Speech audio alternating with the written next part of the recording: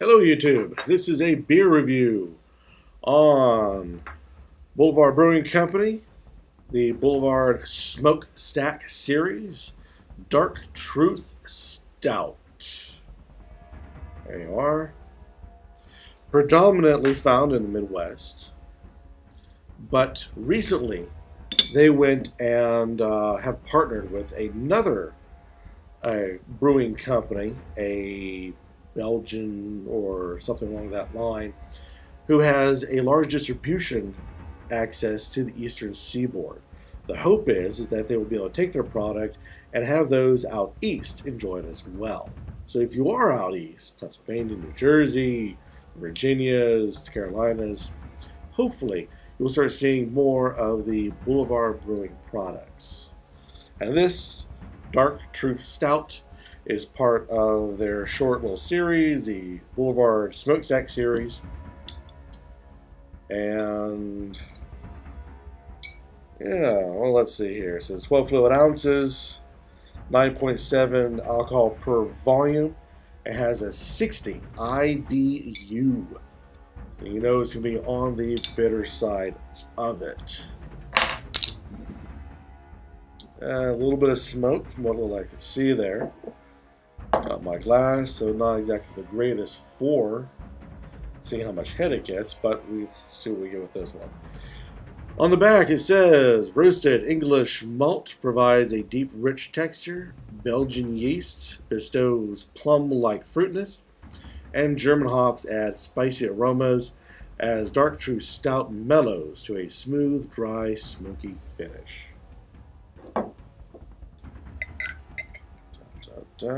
It is dark, like a stout should be.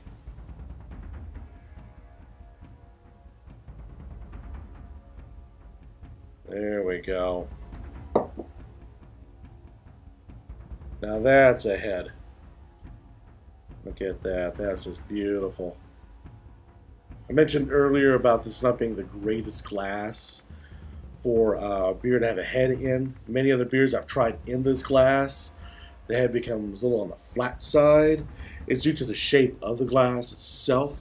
Now they have specialty glasses in which, no matter how you pour it, per se, your beer will always get a decent head on it.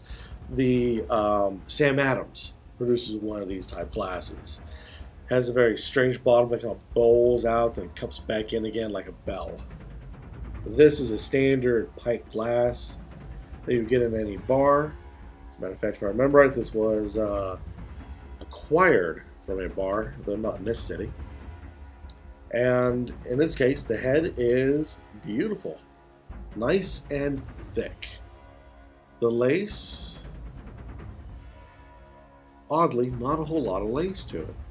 The head kind of stays together. Now, the head is so thick, it reminds me of a Guinness. I wonder.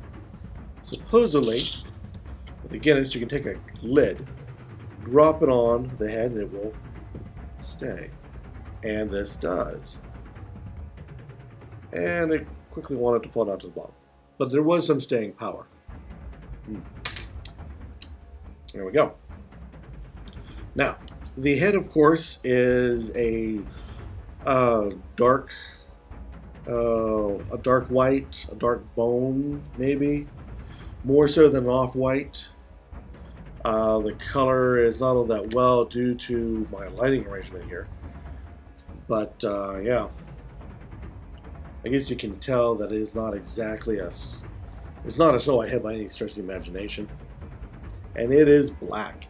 I cannot see through this at all. Definitely makes all Guinness drinkers a little on the jealous side when I see that. That's not wonderful. Cannot see any carbonation in it either due to the dark color of the stout itself. The smell is not quite what you'd expect. With the Guinness, you get that dark, bittery smell that comes out of it. In this case, it's almost a watered-down, bittery smell. Think, if you aren't, like, so keep mentioning Guinness just because it's so dark, but have you ever tried Guinness in a bottle? I believe it's black lager. If you smell that, it is a hint of the body, but then almost like there's this watery uh, back to it. That's what this has. Like a watered down version of something really, really strong and potent. And just in my talking for a few minutes already, you can see the head is starting to fade out from what it was. But it's got some body to it. Well, let's give this a try.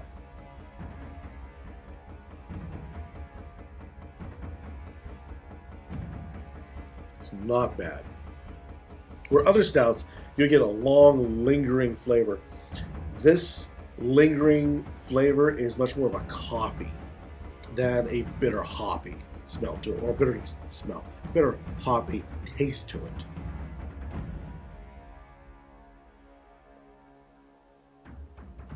It comes in strong but not abrasive. And like I said, it hits you, stays a little bit, lets you know that it is a stout. You are definitely drinking a stout. And then it fades into this nice coffee, really unsweetened dark chocolate type taste in the back of the mouth.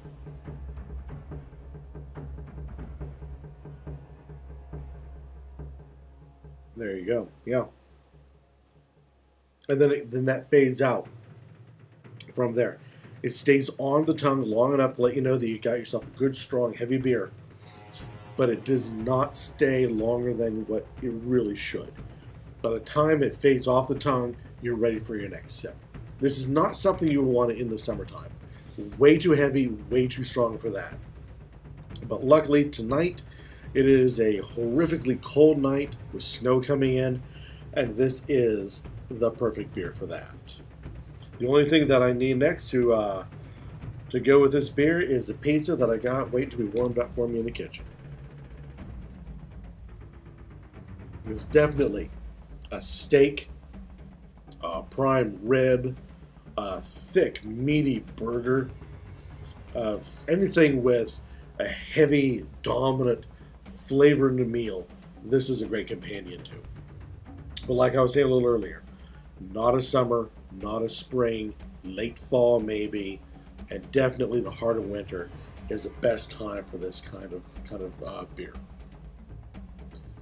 Don't be afraid of the darkness. Like I said, I can't even see my fingers on the other side of this. It is worth the try. And there we go. Now we're getting some lace on the glass itself. And it's a good, thick, strong lace that eventually kind of peels off. So, excuse me. So it definitely has a good look to it. A non-offensive smell. If anything, a touch watery on the odor. The taste itself, strong coming in, has a nice fade out, a subtle staying afterwards that is remnants of a unsweetened dark chocolate or a coffee, predominantly a coffee. And I would have to say it is worth the try, and it is not exactly a cheap beer.